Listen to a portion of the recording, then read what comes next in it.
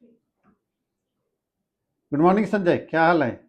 Good morning sir. कैसे हैं कैसे? सर आप? मैं ठीक हूँ, आप कैसे हो? सर मैं आपसे मिलने आया था इसी वजह कि सर मार्केट इतना गिर रहा है और मेरा पोर्टफोलियो पूरा रेड होते जा रहा है। तो मुझे समझ में नहीं आ रहा सर, मैं क्या करूँ सर? यहाँ पे कोई कह रहा है काट दो, बैठ जाओ, तेल की कीमतें बढ़ेंगी, इन्फ्लेशन बढ़ेगा।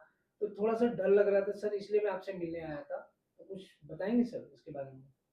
संजय जी, ऐसा नहीं कि घबराहट का टाइम नहीं है। थोड़ी सी घबराहट तो सभी लोगों को होता है। इसके बारे में डिटेल से भी आपको चर्चा करूँगा। साथ में बताऊँगा क्या स्ट्रैटेजी अडॉप्ट करनी चाहिए हमें कि मेरी पोर्टफोलियो में मैक्सिमम गेन हो और मिनिमम लॉस हो।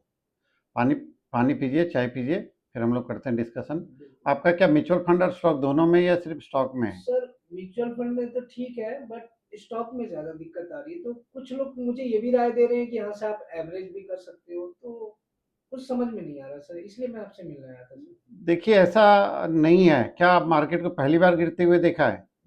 मार्केट गिरेगा, फिर धूल चाट के ऊपर आ जाएगा, फिर सबके मुंह में एक स्माइल आएगी। ऐसा नहीं है।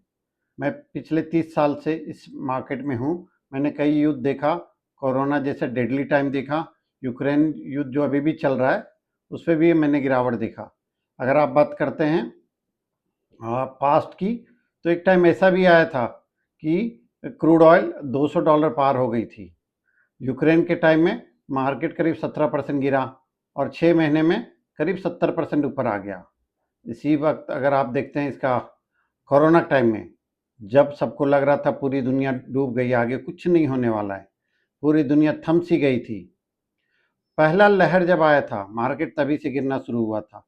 करीब करीब 38% मार्केट गिरा था और नेक्स्ट 22 मंथ्स में मार्केट करीब 150% से ऊपर का गेन किया था। ऐसा नहीं हुआ कि कोरोना ख़त्म हो गई थी, दूसरा लहर चल ही रहा था और मार्केट एक न्यू हाइक बनाते जा रही थी, रोज़ पॉजिटिव हो रहा था। सडनली क्या चेंज हो गया? अभी कस्टमर यही कह रहे हैं कि क्रूड ऑयल पूरी तरह से रुक जाएगा, एलपीजी गैस रुक जाएगा, वहाँ तहस नहस होगी। इस पर कोई दो राय नहीं है कि मार्केट का इम्पैक्ट आया है। क्रूड ऑयल सडनली जो स्पाइक देखा हमने $120 के करीब टच होने वाला, लोग ये भी बोल रहे हैं कि $200 प्रति बैरल चला जाएगा। वहाँ की सारी, आप चाहे इंफ्रास्ट्रक्चर कोई भी हो, ऑयल रिफाइनरी, वो तहस नहस कर दिया गया है। ये ऐसा क्यों हो रहा है?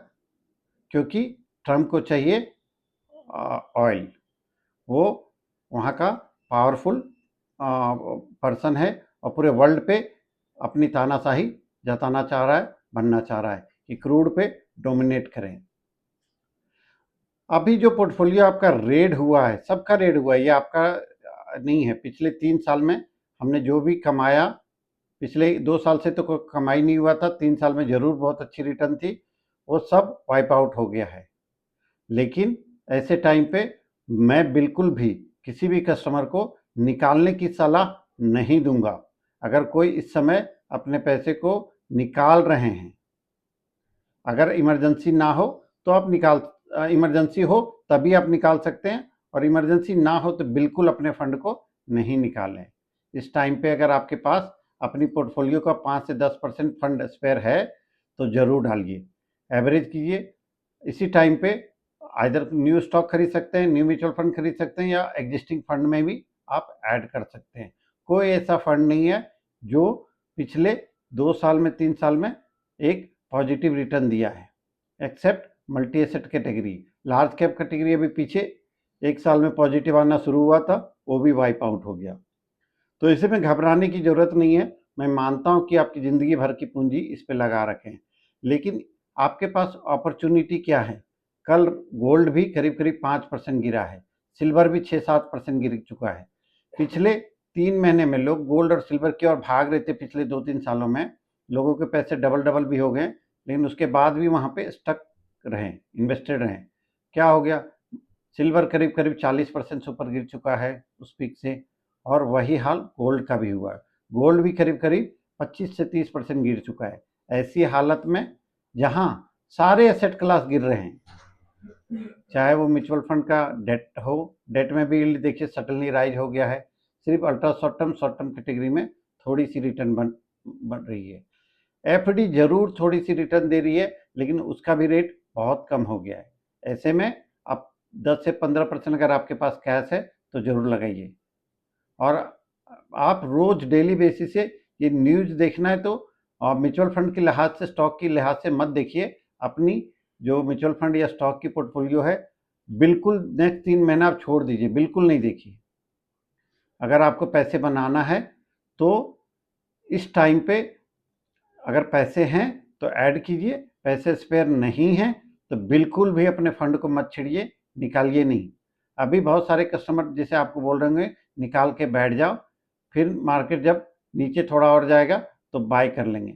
ये मार्केट कहाँ तक नीचे जाएगा ये किसी को नहीं पता, क्योंकि ये युद्ध एक ईगो की युद्ध हो बन गई है। ईरान झुकने को तैयार नहीं है, और जैसे अमेरिका को लग रहा था कि मैं चेक इन चेक आउट कर जाऊंगा और तुरंत सरेंडर कर देगा जैसे वेनेजुला में हुआ, वैसा नहीं होने वाला है, क्योंकि ईरान में डिसेंट्रलाइज गवर्नमेंट कर दिया गया था। इसका मतलब ये होता है कि वहाँ पूरा ईरान को 31 प्रोविंस में बांट दिया गया था, जिसपे हर एक के पास नेक्स्ट मूव क्या करना है उनको पता है। साथ में बहुत सारे कंट्री उनको इंटरनली सपोर्ट कर रहे हैं। ये कब तक चलेगा नहीं पता किसी को, लेकिन आप कहेंगे कि अगर 2 महीने 3 महीने 4 महीने चला तो फिर आगे क्या होगा। जैसे यूक्रेन युद्ध अभी भी चल रहा है, लेकिन ना इंडियन मार्केट रिकवर हो गया और वहाँ से एक न्यू पीक को टच किया। यही हालत शायद इसमें भी हो जाए, लेकिन मुझे जो लगता है कि ये कुछ दिनों में ज़रूर कोई बीच का रास्ता निकलेगा और युद्ध समाप्त होगा। जैसे एक इंडिकेशन भी आएगा, मार्केट फिर रुकेगा नहीं। तो मैं आप सबसे यही अनुरोध करता हूँ कि अगर आपके पास अभी फंड है तो ज़रूर कुछ फंड डायरेक्ट स्टॉक में या म्यूचुअल फंड इक्विटी में लगाएं। अगर आपको फिर भी घबराहट है तो 2-3 महीने की एसटीपी कर सकते हैं। और बताइए संजय जी, फिर आगे आप और क्या। सर मुझे तो एक और सोचना था कि हाँ, इंडिया में तेल कंटिन्यू आ रहे हैं, फिर भी हमारे मार्केट पे इतना असर क्यों पड़ रहा है? प्राइस क्यों इतनी ज़्यादा सेलिंग कर रही है? देखिए मार्केट तेल जो आ रहा है, देखिए तेल का जो प्राइस, क्रूड ऑयल का प्राइस जो इतना हाई हो रहा है, ये किसी भी इमर्जिंग इकोनॉमी के लिए अच्छी बात नहीं है। किसी भी कंट्री की इकोनॉमी के लिए अच्छी बात नहीं है। अगर ये कंटिन्यूअस नेक्स्ट 6 महीने तक यही प्राइस रहता है तो हम लोग का जीडीपी पे ज़रूर इम्पैक्ट होगा, और ये इम्पैक्ट अगर ज़्यादा दिन तक रहा तो एफआईज को पता है कि फिर वो, देखिए क्रूड ऑयल से ही पूरी दुनिया चलती है, चाहे वो किसी भी इंडस्ट्री को ले लें, मैन्युफैक्चरिंग लेते हैं वहाँ भी क्रूड की ज़रूरत पड़ती है, क्रूड ऑयल की, पेट्रोल डीजल की ज़रूरत पड़ती है, ट्रांसपोर्ट में सब। हम लोग ये कह रहे हैं कि ईवी हमने अभी कर दिया है अभी, या बिजली से सारा चीज़ चल रहा है, बट ऐसा नहीं है। अभी भी बहुत सारे परसेंटेज रेलवे अभी भी बहुत सारे डीजल से चल रही है। बहुत सारी गाड़ियाँ अभी डीजल और पेट्रोल पे ही चल रही है।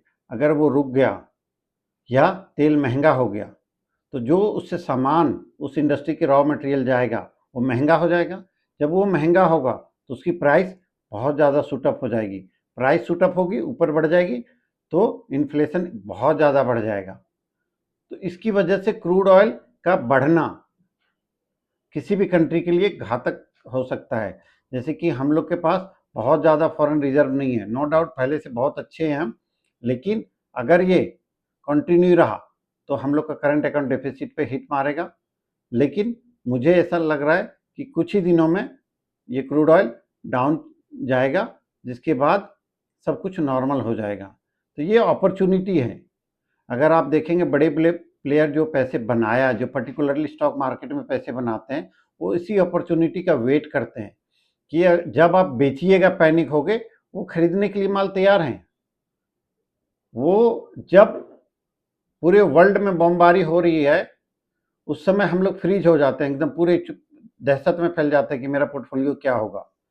और जो बड़े बड़े इन्वेस्टर हैं जिनको पता है वो मूव करते हैं वहाँ से, वो सोचते हैं कि मुझे आप कैसे मैक्सिमाइज करना अपने प्रॉफिट को। वो घबराते नहीं हैं और बिल्कुल बैठे रहते हैं, और फंड अगर है आपके पास या उनके पास होते हैं उस समय ज़रूर डिप्लॉय करते हैं। वो आपका एक मल्टीप्लायर इफेक्ट देगा पोर्टफोलियो में, जिससे कि रिटर्न आपकी वापस रिकवर हो जाएगी। तो घबराने की बिल्कुल ज़रूरत नहीं है। आप लोग अपने दोस्तों से, रिश्तेदारों से, सबसे यही बताइए कि अगर हम अभी घबरा गए हैं तो अब क्या कीजिएगा, पैसे को निकाल के एफडी कर दीजिएगा। इन्फ्लेशन घटाइएगा तो आपको ज़्यादा कितना मिलेगा, 4-4.5% का रेट ऑफ इंटरेस्ट मिलेगा आफ्टर टैक्स। उससे क्या हो जाएगा, इन्फ्लेशन से बिलो ये है। इट्स बेटर अगर आपके पास, मैं म्यूचुअल फंड इक्विटी में या स्टॉक में उन्हीं इन्वेस्टरों को सजेस्ट करता हूँ कि नेक्स्ट आपको 2-3 साल पैसे की ज़रूरत नहीं है, तभी आप इसमें इन्वेस्टेड रहिए। बहुत सारे लोगों ने जो गोल्ड सिल्वर में चेंज करते हुए 4 लाख जब गोल्ड चला गया था उस पॉइंट पे एंट्री किए हैं, अब सोचो उनका रिकवरी कब होगा। तो आप रिटर्न को चेंज मत कीजिए, अच्छे क्वालिटी म्यूचुअल फंड हैं, स्टॉक हैं, उन पे इन्वेस्टेड रखिए, आपका पैसा जरूर यहीं से बनेगा। ऐसा बहुत सिचुएशन आया है, चाहे आप ईरान का युद्ध देखो, इराक का देखो, इंडिया का देखो, कई बार हुआ, मार्केट वापस आ गया है। इंडिया का फंडामेंटली बहुत स्ट्रांग है, तो ऐसे में घबराने की ज़रूरत नहीं है। आपका इससे अगर आपकी दाल रोटी के चला रहे हो तो ये बिल्कुल गलत बात है। बहुत सारे लोग कस्टमर ये भी बोलते हैं कि अगर मैं यहाँ से अगर निकाल के अपने नेक्स्ट 1 महीना 2 महीना बैठ जाऊँगा तो मुझे अच्छा प्रॉफिट मिलेगा, एटलीस्ट कि बच जाएंगे, लॉस कम होगा और कहीं और लगा देंगे। मेरी सजेशन बिल्कुल नहीं है। आप डेफिनेटली यहाँ से पैसे को डिप्लॉय कीजिए म्यूचुअल फंड और इक्विटी मार्केट में। और आगे आपका क्या डाउट लग रहा है संजय? नहीं सर, बहुत अच्छा लगा सर आपसे बात करने के बाद सर, थोड़ा सा अपने मोटिवेट हुआ अपने हूँ। फ्रेंडों को जिससे भी बात करते हैं या ग्रुप में भी बोलिए घबराने का वक्त नहीं है, घबरा के पैसे निकालिएगा तो लॉस होगा। बहुत सारा कस्टमर बोलते हैं यार मेरे को ना किस्मत ही साथ नहीं देता है म्यूचुअल फंड या स्टॉक मार्केट में, ये सिचुएशन में वो निकाल लेते हैं और बार बार पूरी ज़िंदगी बोलते हैं मेरे को म्यूचुअल फंड में लॉस हुआ। ऐसा नहीं करनी चाहिए, पैनिक होकर बिल्कुल नहीं निकालना है अपने फंड को। फंड मैनेजर देख रहा है अच्छे स्टॉक, ऐसा थोड़ी होगा जीरो हो जाएगा। 25-30% अच्छे स्टॉक टूट चुके हैं, कोई बात नहीं, टूटने दीजिए, उस तरह से रिकवर भी होगा। जय हिंद, जय भारत।